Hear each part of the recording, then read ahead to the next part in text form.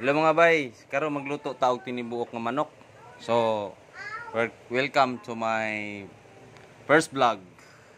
This is Gerald and watch out.